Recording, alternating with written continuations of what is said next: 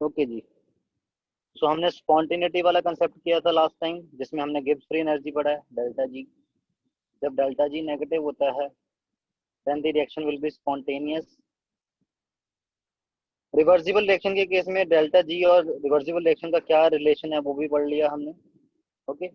अब देखते हैं statement of the second law of thermodynamics. जैसे कि आपको पता है कि जो थर्मोडायनेमिक्स के सारे लॉ हैं वो सारे के सारे on the basis of observations हैं। इनका कोई थ्योरेटिकल प्रूफ है नहीं है। ओके। वो बात लगा कि बाद में थोड़ा सा थ्योरेटिकल प्रूफ करने की ट्राई भी करी है। ये सारा जो delta G, delta S, delta H, वो सारा उसी में आता है। ओके। तो अब सेकेंड लॉ ऑफ थर्मोडायनेमिक्स देखते हैं क्या है। तो थोड़ा सा पढ़ लें पहले। After having understood the concept of spontaneity and entropy, now it is very clear, easy to define the second law of thermodynamics. However, just as there are many ways of defining the first law of thermodynamics, similarly there are many ways of defining the second law of thermodynamics. Okay. Some of the common statements are briefly discussed below. To understand the most common statement of second law, let us consider the following spontaneous processes. सबसे common statement कौन सी है second law की? ये वाली। All the spontaneous processes are thermodynamically irreversible। क्या मतलब बनता है कि अगर आपके पास कोई ऐसा प्रोसेस है जो खुद ब खुद होता है, स्पॉन्टेनियस का मतलब जो खुद ब खुद हो सकता है, विद इनिशिएशन और विदाउट इनिशिएशन, वो सारे के सारे रिएक्शंस जो होते हैं दे आर थर्मोडायनेमिकली इरिवर्सिबल। मतलब वो under same set of condition कभी भी रिवर्स नहीं जाएंगे। रिवर्सिबल रिएक्शंस किनको बोलते हैं? जो under same set of condition वापस चला जाए। ओके। तो ये आपके पास सबसे कॉमन स्टेटमेंट है सेकंड लॉ ऑफ थर्मोडायनेमिक्स की। जैसे स्पॉन्टेनियस प्रोसेसेस में एग्जांपल अगर लें, cooling down of cup of T. Cup of T खुद ब खुद ही ठंडा हो जाता है। अगर आप मान लो आपने चाय रखी है, वो खुद ब खुद बड़ी ठंडी हो जाती है। Okay. Spreading of a drop in of ink in water. अगर आप वाटर में ड्रॉप ऑफ इंक डालोगे तो वो भी स्प्रेड हो जाती है अपने आप ही। आपको स्प्रेड करने की जरूरत नहीं पड़ती, अपने आप हो रहा है। तो ये सारे स्पॉन्टेनियस प्रोसेस ही हैं।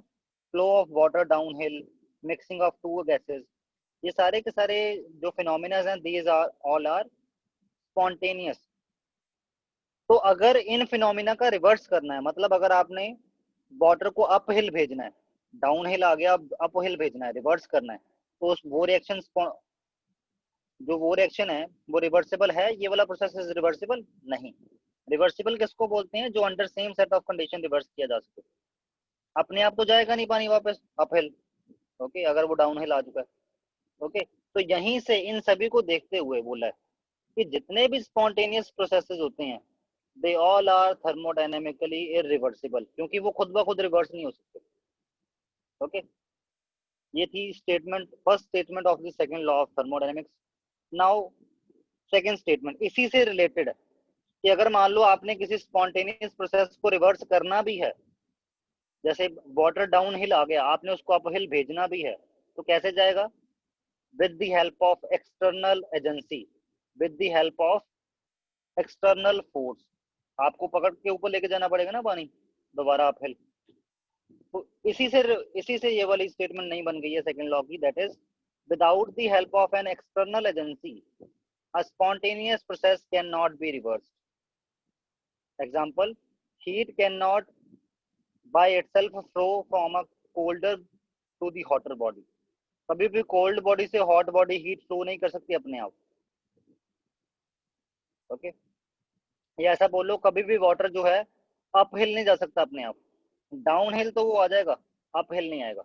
इट मीन्स किसी भी स्पॉन्टेनियस प्रोसेस को अगर रिवर्स करना है, you need the help of external agency.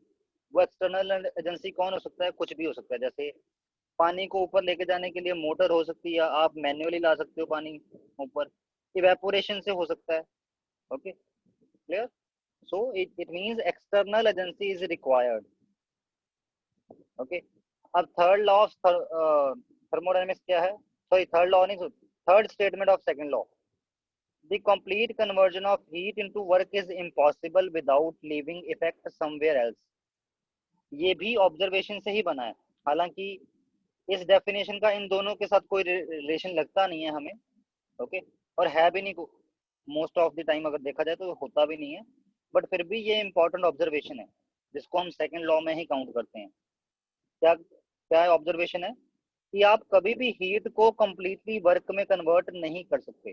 जैसे मान लो स्टीम इंजन का काम क्या होता है, यू नो दैट वाटर, जो हॉट वाटर है, स्टीम जिसको बोलते हैं वेपरस फॉर्म में, उसकी वजह से टरबाइन घूमता है और आपका जो है, हम मान लो आपकी जो ट्रेन है वो चल रही है with the help of steam engine. तो ये जो स्टीम इंजन है, इसको इसका जो वाटर है वो इवेपोरेट क्यों हो रहा है, कैसे हो रहा है? With the help of heat. Heat की वजह से हीट की वजह से इवेपोरेट हो रहा है, और जो वेपर बन रहे हैं उसकी वजह से ये टरबाइन घूम रहा है, और उस टरबाइन की घूमने की वजह से आपकी जो ट्रेन है वो चल रही है। ओके, पर इज इट लाइक दिस कि जितना कोयला जल रहा है और जितनी हीट उसकी वजह से बन रही है, वो सारी की सारी हीट ही पूरी तरह से वर्क में कन्वर्ट हो जा रही है? मतलब जितनी हीट कोयले के जलने से बन रही है वो सारी की सारी ही उस ट्रेन के मोशन की फॉर्म में आ गई है? नहीं, कुछ एक लॉस भी होते हैं ना, जैसे साउंड एनर्जी की फॉर्म में लॉस होना। Okay, clear? तो इट मीन्स कुछ ना कुछ हीट का जो हिस्सा है वो कोई ना सराउंडिंग में लॉस हो रहा है, और होता ही है ऐसा। कोई भी आज तक ऐसी मशीन नहीं बन पाई जिसकी एफिशिएंसी 100% हो, मतलब उसमें जितनी हीट यूज कर रहे हो आप वो सारी की सारी यूटिलाइज हो जाए इनटू दी वर्क जो आप करवा रहे हो। ओके, तो इसी से बनी है आपके पास आपकी third definition of the second law of thermodynamics. The complete conversion of heat into work is impossible without leaving effect somewhere.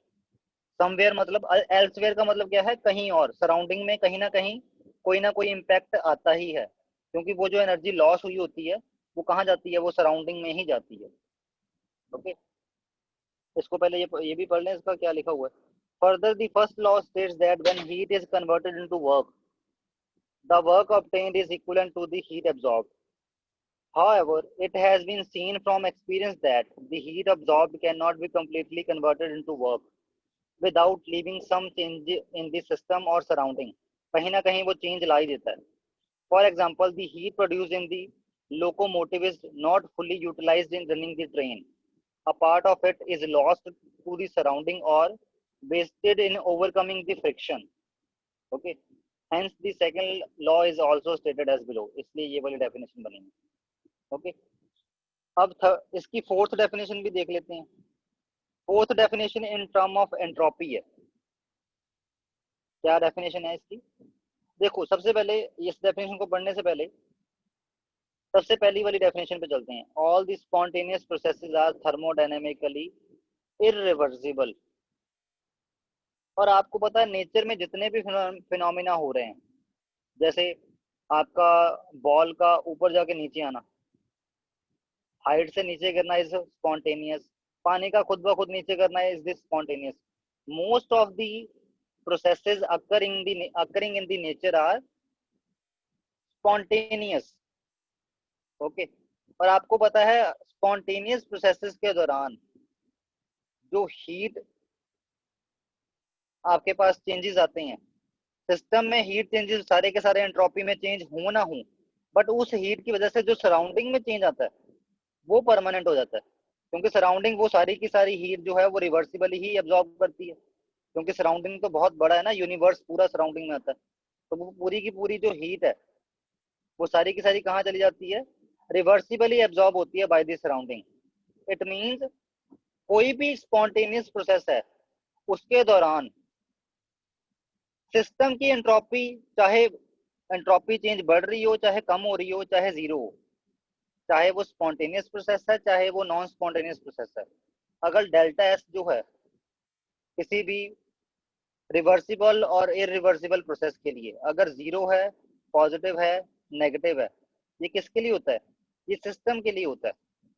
But जो सराउंडिंग है, सराउंडिंग के लिए डेल्टा एस हमेशा ग्रेटर देन जीरो ही होता है। ओके, क्योंकि सराउंडिंग पे हर जगह जैसे स्पॉन्टेनियस हो, और हमें ये भी पता है कि मोस्ट ऑफ द प्रोसेसेस हम स्पॉन्टेनियस ही करवा रहे हैं नेचर में, और स्पॉन्टेनियस के लिए तो delta S greater than zero पक्का ही होता है for the surrounding. Okay, so it means all the spontaneous processes are accompanied by net increase in the entropy। ये क्यों बोला net increase in the entropy? क्योंकि सराउंडिंग सिस्टम को छोड़ के जो होता है उसको सराउंडिंग बोलते हैं। सराउंडिंग की एंट्रोपी इंक्रीज ही होती है हमेशा। Okay, that is for all the spontaneous processes the total entropy change, sum of the entropy change of the system and the surrounding is positive. It means entropy, वैसे मैंने आपको entropy का मतलब क्या बताया था कि dispersed form में energy, dispersed energy, या ऐसे बोल लो dispersion of energy, energy फैल रही है। Okay, and it keeps on expanding. जैसे कहते हैं ना यूनिवर्स इज एक्सपेंडिंग, क्योंकि यूनिवर्स की energy is dispersing all over. तो उस डिस्पर्शन को ही क्या बोलते हैं कि स्पॉन्टेनिटी, सॉरी स्पॉन्टेनिटी बोल रहा हूँ, एंट्रोपी। एंट्रोपी जो है आपकी जो सिस्टम की वो इंक्रीज हो रही है। ओके, पूरे यूनिवर्स की एंट्रोपी इज इंक्रीजिंग। क्यों? क्योंकि एनर्जी जो स्टार में है वो फैल रही है बाय दी लाइट। वो लाइट देता है ना, लाइट और हीट देता है स्टार, तो अल्टीमेटली स्टार खत्म हो जाता है। तो पहले एनर्जी जो है वो बिल्कुल एक कॉम्पैक्ट स्टेट में थी, एक छोटे से स्टार में थी। अब क्या हुआ, अब वो एनर्जी जो है वो पूरी की पूरी फैल जाती है। आपको पता है ना, जो स्टार है वो धीरे धीरे डिम हो जाते हैं और अल्टीमेटली फिनिश हो जाते हैं। Okay, clear? तो इट मींस एनर्जी जो है वो हमेशा, energy is keep on expanding, और एनर्जी एक्सपेंड होने का मतलब है dispersion of energy is called as the entropy. It means entropy is keep on increasing. तो ये फिफ्थ डेफिनेशन और फोर्थ डेफिनेशन रिलेटेड ही है। The entropy of the universe is continuously increasing. जो यूनिवर्स की एंट्रोपी है वो इंक्रीज कर रही है कॉन्टिन्यूसली डे बाय डे। क्यों? क्योंकि जो एनर्जी है, जितनी भी कॉम्पैक्ट फॉर्म ऑफ एनर्जी है, जैसे सन में जो एनर्जी है वो सारी हमें दे रहा है, यूनिवर्स में दे रहा है ना, बाय द रेडिएशन। ओके, तो अल्टीमेटली सन क्या होगा, सन बुझ जाएगा तो उसकी जो सारी एनर्जी थी वो सारी की सारी यूनिवर्स में फैल जाएगी। तो यूनिवर्स में फैलने को रैंडमनेस ज्यादा हो रही है उस एनर्जी से, उसको क्या बोल रहे हैं, एंट्रोपी। वो सारी की सारी एनर्जी कहाँ जा रहा है, रैंडमनेस को बढ़ाने में जा रही है ना। so that's why we say that the entropy of the universe is continuously increasing. Delta S is positive for the universe. Okay, क्योंकि सिस्टम और सराउंडिंग में, सिस्टम में डेल्टा एस जीरो हो चाहे ना हो, ओके, बट सराउंडिंग में delta S हमेशा ग्रेटर देन जीरो ही होता है।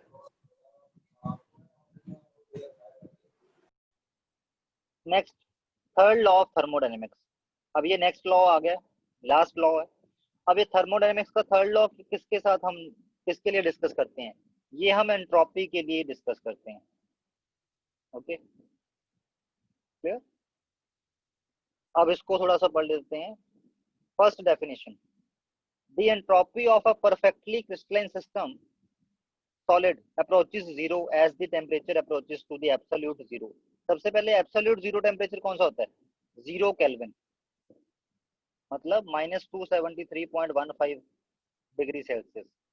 This temperature is called as the absolute zero temperature.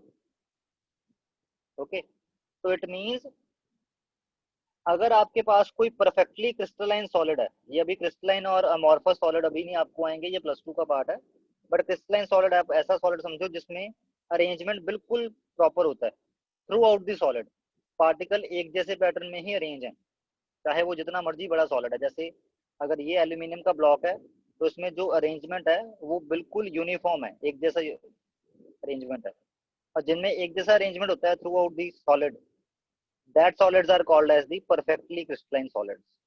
Okay, तो ये कहते हैं कि अगर हम 0 केल्विन पे किसी परफेक्टली क्रिस्टलाइन सॉलिड को ले जाएं, आपको पता है अगर टेम्परेचर बहुत, जैसे सॉलिड्स के केस में क्या होता है, हम कहते हैं सॉलिड्स में ना तो लीनियर मोशन होता है, जो सॉलिड में पार्टिकल होते हैं ना तो वो लीनियरली मूव कर रहे होते हैं, ओके, क्योंकि कर ही नहीं सकते, ना तो वो रोटेशनल मोशन शो करते हैं, ना रोटेट कर सकते हैं अपनी जगह पे। तो वो कौन सा मोशन शो करते हैं, सॉलिड्स।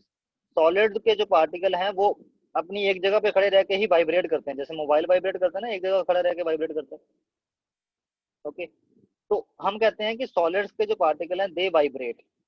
ओके, बट अगर मान लो आपने सॉलिड को 0 केल्विन तक हीट कर दिया, सॉरी हीट नहीं, कूल कर दिया, मतलब बहुत ही ज्यादा कूल कर दिया, तो उसका मतलब क्या बना, उसका मतलब क्या बना, दैट मीन्स कि आपने उसको इतना हीट किया और उस टेम्परेचर पे जाके 0 केल्विन पे हम ये मानते हैं कि अगर कोई परफेक्टली क्रिस्टलाइन सॉलिड होगा, उसमें जो मॉलिक्यूल जो है वो जो वाइब्रेट कर रहे हैं वो वाइब्रेट होना भी बंद हो जाएगा, वो बिल्कुल स्टिल हो जाएगा, मतलब बिल्कुल अपनी जगह पे खड़ा हो जाएगा, वाइब्रेट भी नहीं करेगा। लीनियर और रोटेशन मोशन तो वो पहले नहीं कर रहा था, अब वाइब्रेट होना भी बंद हो गया। बट ऐसा कब होगा? 0 केल्विन टेम्परेचर पे, ठीक है। और जब 0 केल्विन टेम्परेचर पे वो वाइब्रेट भी नहीं कर रहा, बिल्कुल उसकी बिल्कुल ऑर्डर्ड स्टेट में है। जैसे मान लो क्लास में टीचर आ गया, तब भी आप थोड़ा बहुत हिल डुल रहे होते हो, मतलब थोड़ा बहुत चल रहा होता है, फिर भी कोई पंगे पुंगे ले रहा होता है आपस में। बट अगर मान लो और स्ट्रिक्टनेस ला दी जाए और आप बिल्कुल ही हिलना डुलना बंद कर दो, ठीक है, तब आपको मन तब आप क्या है, तब आप वाइब्रेट होना भी बंद हो गए। इसका मतलब क्या है कि एट दैट टाइम आपकी जो एंट्रोपी है, दैट एंट्रोपी इज 0। तब माना जाएगा कि आपकी एंट्रोपी पूरी तरह से 0 हो गई, मतलब रैंडमनेस बिल्कुल खत्म हो गई। मैं रैंडमनेस डेल्टा एस का मैं चेंज की बात नहीं कर रहा यहाँ पे, मैं यहाँ पे एब्सोल्यूट एंट्रोपी की बात कर रहा हूँ, एस की। चेंज तो हम तब बोलते हैं जब हम सिस्टम को एक से दूसरे स्टेट में लेके जाते हैं, तब हम नोट करते हैं कि उसका चेंज क्या है, डेल्टा एस। मैं यहाँ पे बात कर रहा हूँ कि सॉलिड की एंट्रोपी 0 हो जाती है एट 0 केल्विन टेम्परेचर। ओके, तो यही थर्ड लॉ ऑफ थर्मोडायनेमिक्स कहता है कि अगर आपके पास कोई परफेक्टली क्रिस्टलाइन सॉलिड होगा और उसको आप 0 केल्विन पे ले जाओगे, इतना ठंडा कर दोगे, उस time it will have entropy 0। Okay, means no vibrations are occurring at all. Solids में लीनियर और रोटेशनल मोशन तो पहले नहीं होता, वाइब्रेशन भी बिल्कुल सीज कर जाएंगे। Okay, in other words the entropy of or perfectly crystalline solid may be taken as zero, may be taken as zero यहाँ पे ना कि हम खुद मानते हैं अपनी तरफ से, at absolute zero of the temperature, at 0 Kelvin। Okay, where K is okay नहीं लिखा, ये केल्विन लिखा है।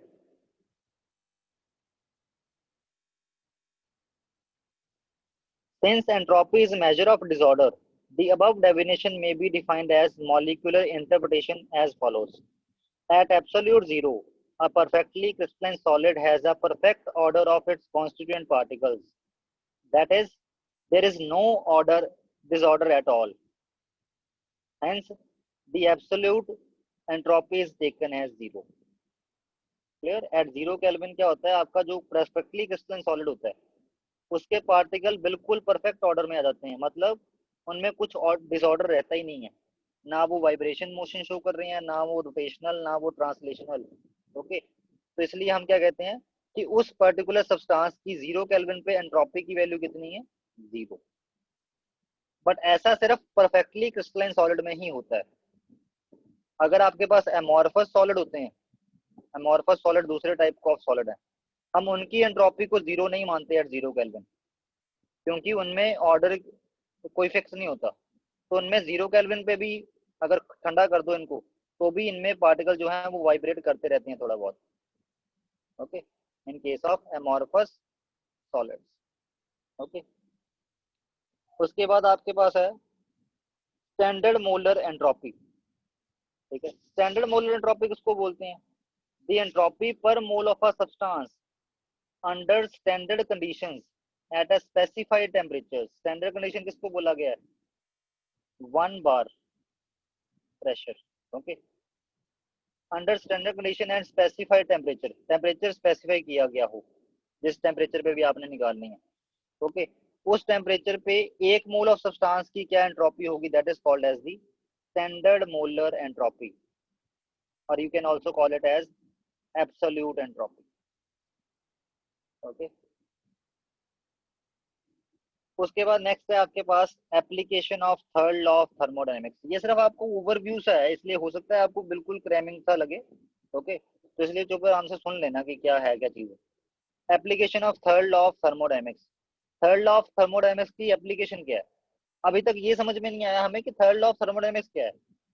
थर्ड लॉ ऑफ थर्मोडायनेमिक्स का मेन मतलब यही है कि 0 केल्विन पे अगर आपके पास क्रिस्टलाइन सॉलिड होगा, उसकी एंट्रोपी कितनी होगी? 0। ओके, और 0 केल्विन पे जो एंट्रोपी होगी, हमने ये भी पढ़ा था कि थर्मोडायनेमिक्स में हम सिर्फ डेल्टा एस को मेजर कर सकते हैं, एस को तो मेजर कर ही नहीं सकते। ये तो हमने अपनी तरफ से माना कि 0 केल्विन पे जो एंट्रोपी की वैल्यू है वो 0 होगी। तो उससे आपको, अगर आपने टेम्परेचर टी पे एंट्रोपी निकालनी है, उसमें निकालने में हेल्प करता है थर्ड लॉ। कैसे? आपने टेम्परेचर टी पे निकालनी है उसकी एंट्रोपी, 0 पे उसकी एंट्रोपी 0 ही है, तो डेल्टा एस की वैल्यू जो भी आएगी, जो आप कैलकुलेट कर चुके होंगे, डेल्टा एस की वैल्यू कैसे कैलकुलेट करते हैं? Q reversible by T. Okay, जो भी आप डेल्टा एस की वैल्यू क्या कैलकुलेट कर चुके हो वो एस टी की वैल्यू है। मतलब उस पर्टिकुलर सब्सटेंस की जो एंट्रोपी 100 केल्विन पे क्या एंट्रोपी होगी, उसको मेजर करने के लिए आपको जस्ट डेल्टा एस की वैल्यू कैलकुलेट करनी है। ओके, डेल्टा एस की वैल्यू अगर कैलकुलेट कर लिया आपने, तो जो डेल्टा एस की वैल्यू है वही एस टी की वैल्यू है, वही एंट्रोपी एट 100 डिग्री केल्विन, सॉरी 100 केल्विन है। ओके, अब इसको थोड़ा सा और पढ़ लेते हैं।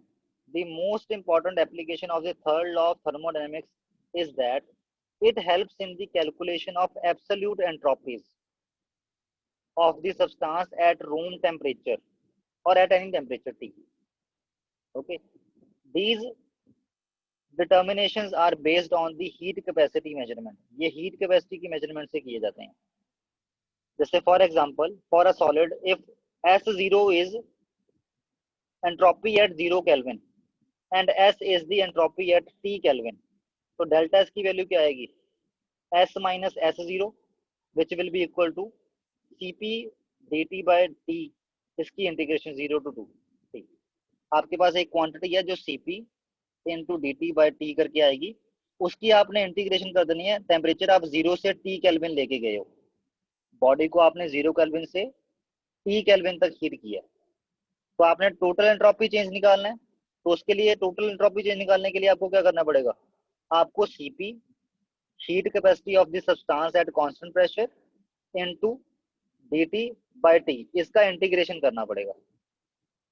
ओके, अभी इसको थोड़ा सा मतलब समझ रट ही लो एक तरह से कि आपके पास डेल्टा एस कैसे निकलता है जब आप टेम्परेचर चेंज करते हो from 0 to T. CP D T by T कर देते हैं।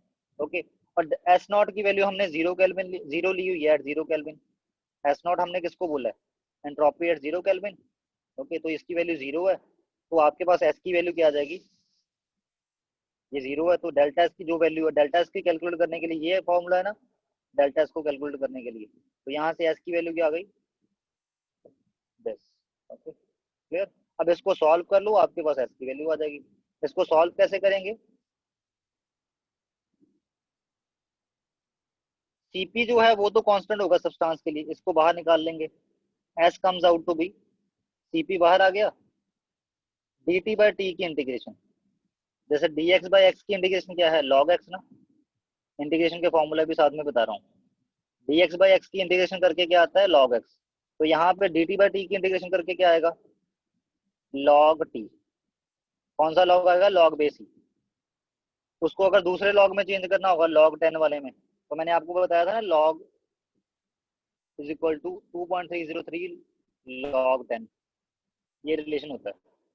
तो यहाँ पे अगर चेंज कर दो, S comes out to be CP into 2.303 log T, तो this will be the entropy.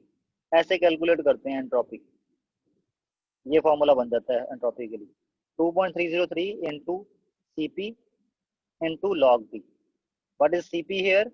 Heat capacity eight constant pressure of the body. Okay, तो ये फॉर्मूला है एंट्रोपी कैलकुलेट करने के लिए। बट इसमें एक अजम्पशन है हमारी, वो अजम्पशन कौन सी है? कि entropy at 0 kelvin of the body is taken as 0, और यही तो थर्ड लॉ ऑफ थर्मोडायनेमिक्स है।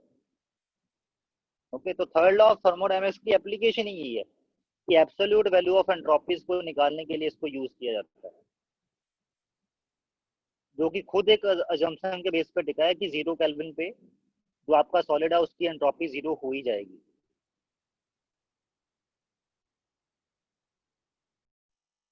तो ये तो हो गया कि अगर आपने किसी के सॉलिड को ही 0 केल्विन से टी केल्विन पे हीट किया और वो सॉलिड फॉर्म में ही रहा, तो उस time entropy change delta S आप कैसे मेजर करोगे? उसके लिए ये फॉर्मूला लगाओगे, और डेल्टा एस को मेजर करके आपके पास entropy of the solid at T kelvin आ जाएगा।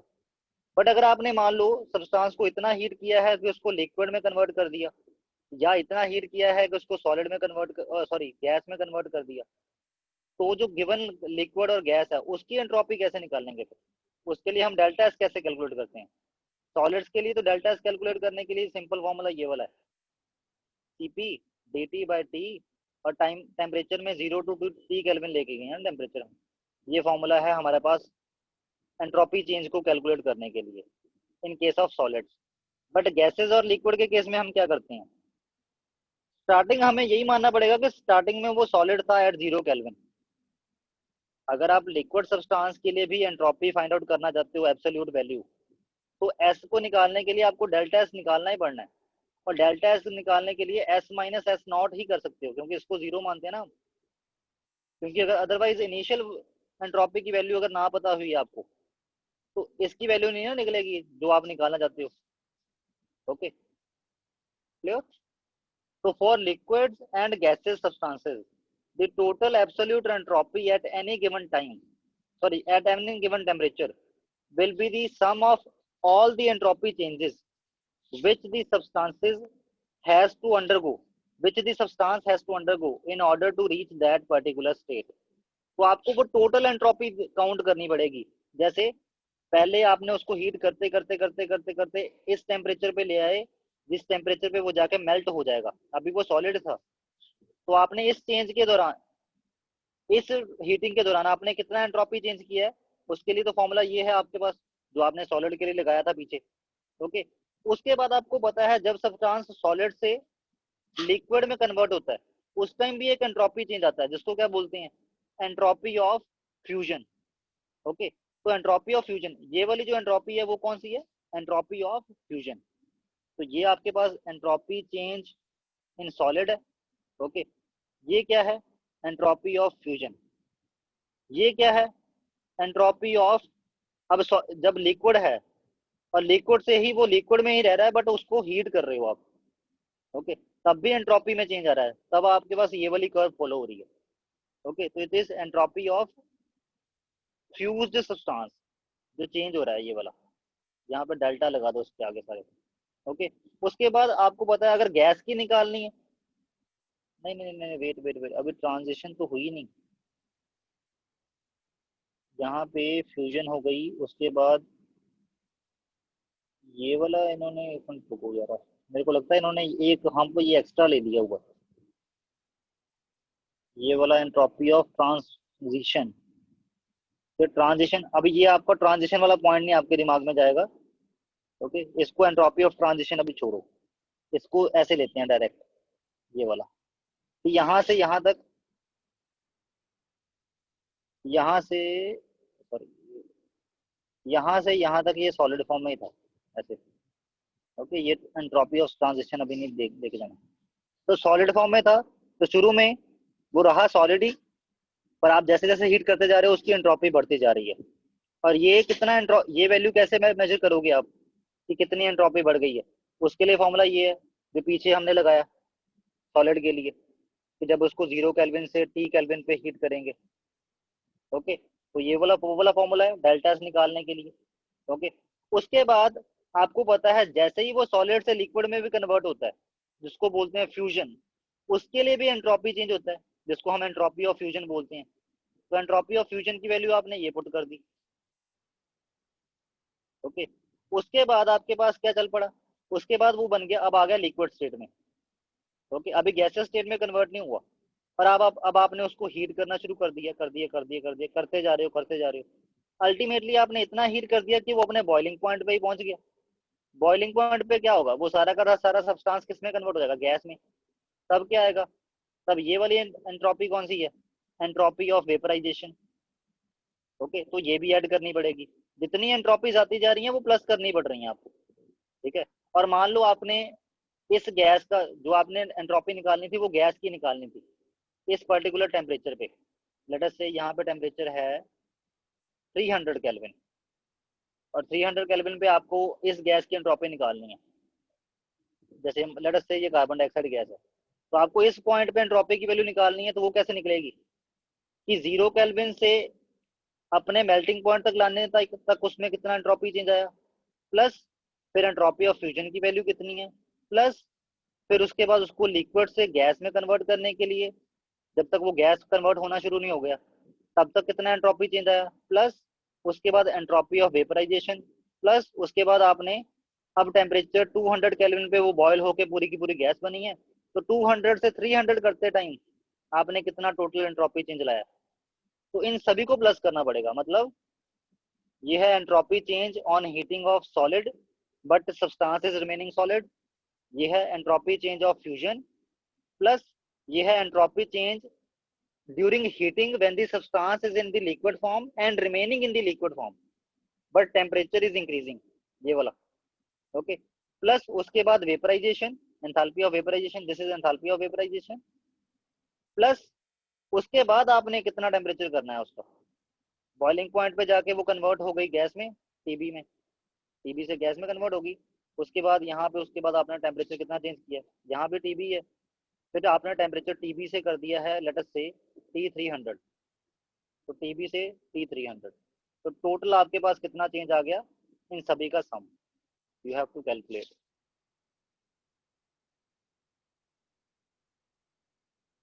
Thus the complete expression will be this: the various entropy changes that occur when the temperature of substance rises from absolute zero may be shown diagrammatically in the figure, जो यहाँ पे ये दिखाई है। Okay, thus whereas absolute values of internal energy and enthalpy cannot be determined, जैसे हम बात करते थे ना कि इंटरनल एनर्जी और एंथैल्पी की एब्सोल्यूट वैल्यू कभी नहीं निकाल सकते, मैंने आपको तब आपको स्टार्टिंग में इनिशियली ये भी बोला था कि आप एंट्रोपी की वैल्यू भी नहीं निकाल सकते। Okay, but after discovery of third law of thermodynamics entropy की वैल्यू निकाली जा सकती, the absolute value of entropy of the substance can be measured, but it only possible due to the third law of thermodynamics, ना third law of thermodynamics आता ना ये चीज possible होती, तो ये बड़ा इंपॉर्टेंट पॉइंट है, वो तब मैंने टेम्परेरी उस पर्टिकुलर स्टेट के लिए बोला था। ओके, और एक्चुअल में you can calculate the absolute value of entropy. Okay, but उसमें भी एक अजम्पशन है, अजम्पशन क्या है कि 0 केल्विन पे जो सॉलिड है उसकी एंट्रोपी 0 होती है, ये अजम्पशन है, इसी अजम्पशन की वजह से ही आप एब्सोल्यूट वैल्यू ऑफ एंट्रोपी को फाइंड आउट कर पा रहे हो बाय यूजिंग थर्ड लॉ, और एक्चुअल में थर्ड लॉ खुद ही अजम्पशन है, उसी को थर्ड लॉ बोलते हैं। ओके, उसके बाद नेक्स्ट टॉपिक आता है रेजिडुअल एंट्रोपी। अब ये रेजिडुअल एंट्रोपी क्या होती है, जैसे मैंने क्या बोला था कि 0 केल्विन पे एंट्रोपी 0 हो जाती है, वो भी किसके लिए वैलिड है, जो परफेक्टली क्रिस्टलाइन सॉलिड्स हैं जिनमें कुछ ऑर्डर होता है थ्रू आउट दी सॉलिड, वो ऑर्डर रिपीट हुआ होता है, बट जिनमें अगर ऑर्डर हो ही ना कोई फिक्स, रैंडमनेस ज्यादा हो, वो खुद ही डिसऑर्डर्ड है, उनमें पार्टिकल ऑलरेडी डिसऑर्डर्ड फॉर्म में पड़े हैं। ओके, तो उनके केस में 0 केल्विन पे भी उन सब्सटेंसेस की एंट्रोपी 0 नहीं होती। ओके, और 0 केल्विन पे भी जिस सब्सटेंस की कुछ ना कुछ एंट्रोपी रह रही है, जितनी रह रही है उसको क्या बोलते हैं, residual entropy. There are certain substances which possess some entropy even at absolute zero. हम ये क्यों बोल रहे हैं कि उनमें कुछ सब्सटेंसेस उनमें एंट्रोपी है, कैसे पता लगा, अरे वो ऑलरेडी डिसऑर्डर्ड है, उनके पार्टिकल ही डिसऑर्डर्ड अरेंजमेंट में पड़े हैं, तो ऑब्वियस है उनका अरेंजमेंट डिसऑर्डर्ड है, तो उनमें एंट्रोपी है। Okay, so that's why we say that there are certain substances which possess some entropy even at zero, absolute zero. Okay, the entropy possessed by such a substances at zero, absolute zero is called as the residual entropy. ये जो entropy है उसको क्या बोलते हैं, residual entropy. Okay, इसके लिए ये एक्सप्रेशन है, ये करने की जरूरत नहीं है, ये वैसे आउट ऑफ कॉन्टेक्स्ट सा चला गया है। ओके, आपको जरूरत नहीं पड़ेगी इसकी, अगर कहीं जरूरत पड़ी तो हम, अगर मेरे को लगा, बट मैंने आज तक तो कभी करवाया नहीं है, तो ना ही आपको जरूरत पड़ेगी। ओके, तो इसको अभी अवॉइड ही करो, क्लियर। उसके बाद लास्ट आपके पास टॉपिक है इस चैप्टर का, that is calculation of entropy change of reaction. Entropy change of reaction आप समझ गए, A plus B is giving C plus D, तो इस रिएक्शन के दौरान कितना एंट्रोपी चेंज आएगा, डेल्टा एस। एंट्रोपी बढ़ेगी कि कम होगी वो तो हम बता देते हैं, वो तो इजी है। ओके, कि डेल्टा एस पॉजिटिव है, डेल्टा एस नेगेटिव है, क्या देखते हैं हम देखते हैं रैंडमनेस रिएक्शन प्रोडक्ट्स में कितनी होगी, रिएक्शंस में कितनी होगी, बट एक्चुअल में डेल्टा एस को कैलकुलेट कैसे करते हैं उसकी बात हो रही है। How we calculate absolute value of delta S, change की वैल्यू कैसे कैलकुलेट करते हैं, ओके, फॉर द रिएक्शन। इसके लिए आपको क्या चाहिए होती है, standard entropies of different reactants and products. ये वैल्यूज आपको टेबल की फॉर्म में मिल जाती हैं। Standard entropies of absolute values of products, जितने भी प्रोडक्ट बने हैं उन सभी की एंट्रोपीज स्टैंडर्ड वैल्यूज माइनस जितने भी रिएक्टेंट थे जिनसे वो प्रोडक्ट बने हैं उनका सम ऑफ स्टैंडर्ड एंट्रोपीज, ओके। इन दोनों का जो डिफरेंस आएगा that will give you the value of delta S. What is delta S? Entropy change, okay, net entropy change. और ये जो नेट एंट्रोपी चेंज है यही तो एंट्रोपी ऑफ द रिएक्शन है, ओके। जैसे ये रिएक्शन है, इसके लिए नेट एंट्रोपी चेंज निकालना है, तो आपको entropy of product all the product minus entropy of all the reactants करना पड़ेगा, that will give you the delta S for the reaction, okay. यहाँ पे अब आपके पास आता है कि स्टैंडर्ड एंट्रोपी ऑफ प्रोडक्ट और रिएक्टेंट्स का मतलब क्या हुआ, what is the meaning of standard absolute entropy of reactant and product. तो स्टैंडर्ड एंट्रोपी ऑफ फॉर्मेशन का मतलब क्या होता है, of a compound is defined as the entropy change that take place when one mole of the compound in the standard state is formed from its elements also taken in the standard state। जैसे आपने standard entropy change आपने standard entropy of formation of methane निकालना है, तो वो कैसे निकलेगा, methane को बनाते टाइम एक मोल ऑफ मीथेन को बनाने के लिए जितना भी कार्बन चाहिए और जितना भी हाइड्रोजन चाहिए, मतलब जिन एलिमेंट से वो बना है उनकी एलिमेंटल स्टेट की बात हो रही है, जिससे उसको बनाना है, ओके। एक मोल ऑफ मीथेन को जितना भी कार्बन चाहिए बनाने के लिए और जितना भी हाइड्रोजन चाहिए, इस रिएक्शन के दौरान ये जो रिएक्शन होगी एक मोल मीथेन बनाने के लिए जो एंट्रोपी चेंज आता है that is called as the standard entropy of formation of a particular compound, okay,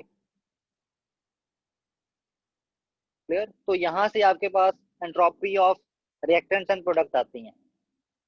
entropy of formation of methane का मतलब क्या है, एंट्रोपी ऑफ मीथेन, मीथेन को बनाते टाइम जो फॉर्मेशन एंट्रोपी चेंज हुआ है वही एंट्रोपी ऑफ मीथेन कंसीडर होती है, okay. So that's it with entropy and third law, okay. थोड़ा सा कंफ्यूजिंग कंसेप्ट है, इसको एक दो बार अच्छे से गो थ्रू हो जाना, आपको समझ में थोड़ा थोड़ा दिमाग में वैसे ही बैठ जाएगा, और उतना ही चाहिए। मेन आपका फर्स्ट लॉ ही है जो हमने डिटेल में डिस्कस किया है +1 लेवल पे, +1 +2 लेवल पे इतना ही आता है। सेकेंड और थर्ड लॉ में थोड़ी सी स्टेटिस्टिक्स लगती है, मैथमेटिक्स में कैलकुलेशन बहुत ज्यादा है, इसलिए सेकेंड और थर्ड लॉ को हम ज्यादातर ग्रेजुएशन और पोस्ट ग्रेजुएशन में पढ़ते हैं इन डिटेल, ओके। चलो अब एक न्यूमेरिकल कर लेते हैं, ओके। एंट्रोपी से रिलेटेड न्यूमेरिकल है, सिंपल न्यूमेरिकल है, न्यूमेरिकल डिफिकल्ट नहीं है एंट्रोपी वाले। Calculate the entropy change for the rusting of iron according to the reaction. इस रिएक्शन के according this is the reaction for the rusting of iron. इस reaction के लिए डेल्टा एच की वैल्यू गिवन है, डेल्टा एच की value निकालनी है, ओके। और गिवन क्या क्या है, given that the standard entropies of iron, oxygen and iron oxide, this and this. Standard entropy इसकी और इसकी गिवन है रिस्पेक्टिवली।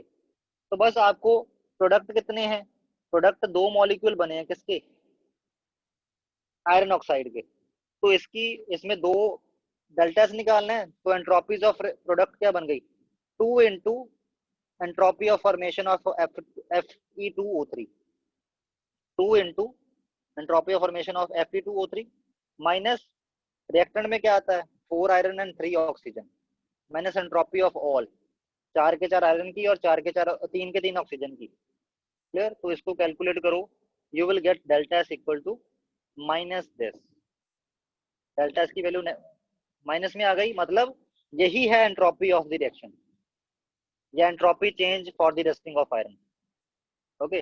और साथ में इन्होंने क्वेश्चन में ऐड क्या किया था, will the reaction will be spontaneous at the room temperature, ये तो इसको तो आपको देखना पड़ेगा 25 डिग्री सेल्सियस के लिए। डेल्टा जी की वैल्यू निकालनी पड़ेगी, delta H minus T delta S.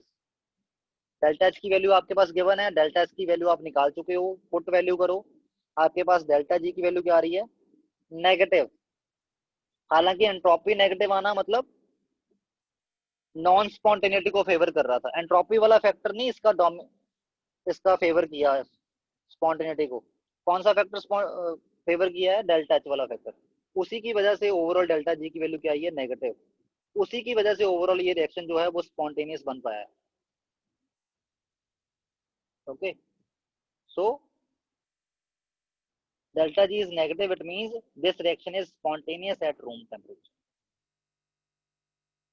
Okay, so ये आपका हो गया सारा का सारा एंट्रोपी वाला। ओके, और इसी तरह थर्मोडायनेमिक्स भी खत्म है। ये अल्टरनेटिव मेथड आप खुद देखोगे इस न्यूमेरिकल को सॉल्व करने का। Okay, that's it with thermodynamics. अगला चैप्टर है इक्विलिब्रियम, बट वो अभी शुरू नहीं करेंगे, अभी हम रिवीजन करेंगे, एक दो हफ्ता रिवीजन पे चलेगा।